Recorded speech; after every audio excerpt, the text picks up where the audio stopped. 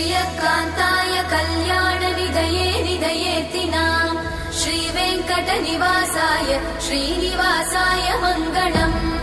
लक्ष्मी सविभ्रमालोक सुभ्रूविभ्रमचक्षुषे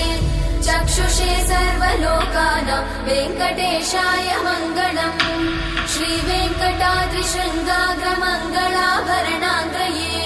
मङ्गलानां निवासाय श्रीनिवासाय मङ्गलम् सर्वावयव सौन्दर्य सम्पदा सर्वचेतसां सदा सम्मोहनायास्तु वेङ्कटेशाय मङ्गलम् नित्याय निरवध्याय सत्यानन्दचिदात्मने सर्वान्तरात्मने श्रीमद् वेङ्कटेशाय मङ्गलम् स्वतः सर्वविदे सर्वशक्तये सर्वशेषिने सुलभाय सुशीलाय वेङ्कटेशाय मङ्गलम्